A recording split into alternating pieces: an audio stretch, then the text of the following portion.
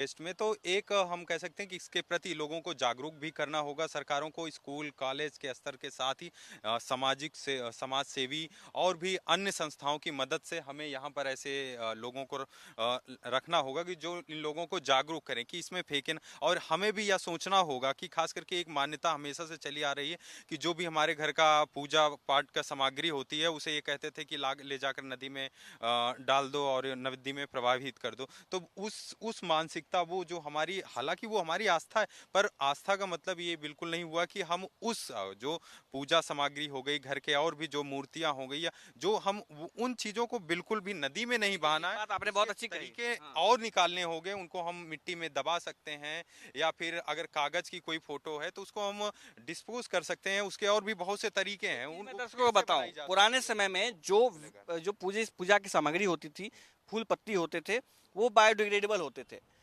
Plaster of Paris का जो चलन था वो नहीं था, जो सालों तक नहीं घुलते हैं पानी में। खासतौर से ये पन्नी का कॉन्सेप्ट नहीं था। अब ये देखिए, ये जो पन्नी अभी आप देख रहे हैं, ये पन्नी यहाँ कम से कम 10 से 15 से 20 साल के होंगे ये पन्नी है। लेकिन ये इसको हटा, अभी तक ये वैसा ही वैसा है। अब ये सब देख रहे हैं।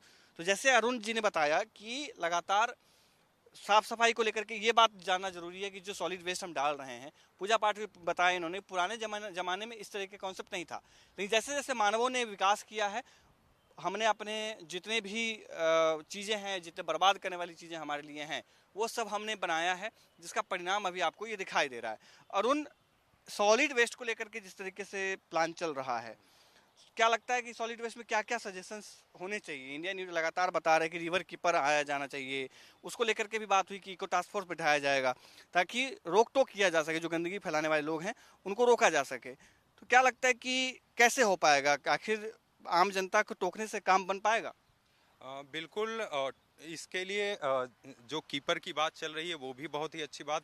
इसके लिए अगर मैं व्यक्तिगत अपना राय दूं तो इसमें लोगों को जुर्माना भी लगाना चाहिए कि ऐसा भी कोई भी व्यक्ति अगर नदी में कुछ भी सॉलिड वेस्ट फेंक रहा है, चाहे वो कपड़ा हो, नारियल हो, या और भी दूसरे जो सामान लोग फेंक रहे हैं, मूर्तियां हो, इन पर तुरंत फाइन किया जाना चाहिए। जैसे कि आप विदेशों में भी देखते हैं, विदेशों में किसी भी वाटर बॉडी में आप कुछ भी नहीं फेंक सकते। ऐसे भी अगर ऐसे आप फेंकते हुए पाए जाते हैं तो आप पे कार्रवाई होगी वहां पर। तो इवन आप ये भी देखिए, जो हमारे देश से भी लोग विदेश में जाते हैं वो भी ये करने से बचते हैं, क्योंकि उनको डर होता है कि अगर हम अथॉरिटीज के उसमें आ गए, किसी ने देख लिया तो हम पे बड़ी कार्रवाई होगी। तो हमें अपने जो लीगल फ्रेमवर्क है उनको भी मजबूत करने होंगे, ताकि कि क्योंकि देखो, एक तो हम जागरूकता के लेवल पर लोगों को जागरूक भी करेंगे, और दूसरा दूसरा कड़ी कार्यवाही, ये दोनों तरीके अपनाएंगे तो ही इस पे नदी में कुछ भी फेंकने से रोका जा सकता है।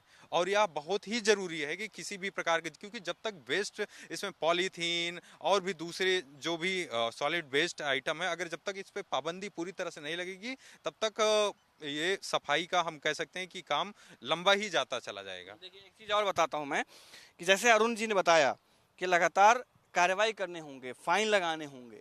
एक चीज़ और मैं बताता हूँ, इस नदी में जो आप मेरे बाएं तरफ देख रहे हैं, जो मृत पर्याय बन चुकी है, ये नदी किसी समय में जीवनदायिनी कहा जाता था। अभी मैं इसको जीवनदायिनी नहीं कहूँगा, इसलिए नहीं कहूँगा कि अब इसमें जीवन बचा नहीं है। फैक्ट ये है कि बीओडी इतना ज़्यादा है यहाँ पे। बीओडी क्या होता है? बीओडी होता है बायोलॉजिकल ऑक्सीजन डिमांड, यानी कि जो बैक्टीरिया यहाँ होते हैं, जो ऑक्सीजन इससे ख़त्म कर चुका है, वो इतना ज़्यादा है कि यहाँ पर कोई अन्य जीव पनप ही नहीं सकता। इतना ज़्यादा यहाँ पे बैक्टीरिया है कि वो सारे ऑक्सीजन अपने आप में इनहेल कर लेता है। नदी में पानी जो है, नदी में ऑक्सीजन बचा नहीं है जो कोई और अन्य जीव जो यहाँ पे पनप सके।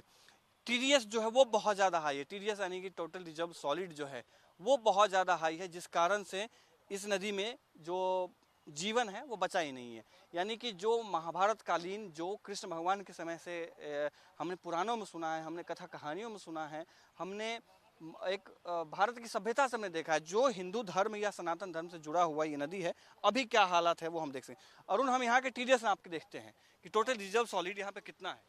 देखिए, यहाँ पर अभी हाल में डीपीसीसी की रिपोर्ट आई थी, और जिसमें टीडीएस, बीओडी, सीओडी, पीएच सारी चीज़ें जो सामान्य मात्रा शुद्ध जल की मात्रा होती है उससे कई गुना ज़्यादा पाई गई। और आपने हाल में एक बात कही कि पौराणिक मान्यताओं, तो पौराणिक मान्यताएं देखें तो जो यमुना है इसे सूर्य की पुत्री और यम यानी कि मृत्यु के देवता यम की बहन कहा जाता है। और ये भी मान्यता है कि यमुना में नहाने से लोगों के सारे रोग दूर हो जाते हैं। लेकिन यमुना की स्थिति इस प्रकार हो गई इस समय कि अगर इसमें कोई नहा लेता है तो वो रोग नहीं बल्कि उसके वो कई प्रकार के संक्रामक रोगों का शिकार हो जाएगा। और एक पॉइंट मैं और भी जोड़ना चाहूंगा इसमें कि अभी हाल में आपने बताया कि डाइंग यूनिट, तो डाइंग यूनिट जो यमुना के पानी को सबसे ज्यादा जहरीला बनाने में अगर किसी चीज का योगदान है तो वो डाइंग यूनिट में खास करके जो नोएडा और दिल्ली में अवैध तरीके से डाइंग यूनिट, सैकड़ों की संख्या में डाइंग यूनिट जो है रंगाई की जो यूनिट्स हैं वो चलाई जा रही हैं।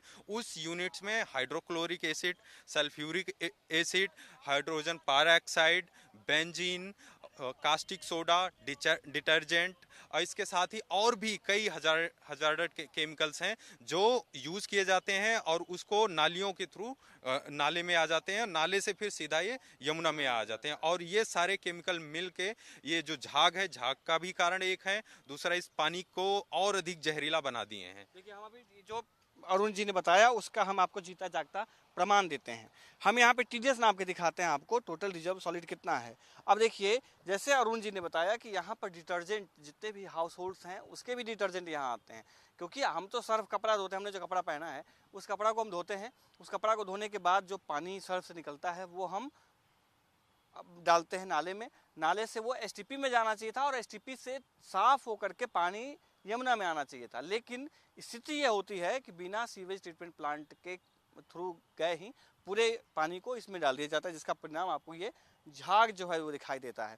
जो हम लगातार अवैध तरीके से डाइंग यूनिट्स चलाए जा रहे हैं या डाइंग इंडस्ट्री चलाए जा रहे हैं उसकी बात हम करते हैं, उसका जो आप देख सकते उदाहरण आप देख सकते हो, उसका सीधा जीता जागता सबूत आप ये जो आपको कलर दिखाई दे रहा है, दीपक भाई यहाँ दिखाइएगा, ये जो आपको कलर आपको दिखाई दे रहा है ये आपको अभी तो ये ब्लैक हो गया क्योंकि ये सूखने के जिस तरीके का हो गया है, लेकिन जब ताज़ा होता है तो पिंक कलर का दिखाई देता है, क्योंकि रिएक्शंस इतने केमिकल रिएक्शन इतने ज़्यादा होते हैं कि वो केमिकल रिएक्शन जैसे बताया कि H2SO4 सल्फ्यूरिक एसिड जो होता है वो इतना ज़्यादा खतरनाक होता है। अरुण आगे आइएगा जरा और हम इसका पानी का टीडीएस आपके देखते हैं कि टीडीएस यहाँ पे कितना है, टोटल डिजॉल्व सॉलिड जो है वो कितना है और उसका असर जो है आम लोगों को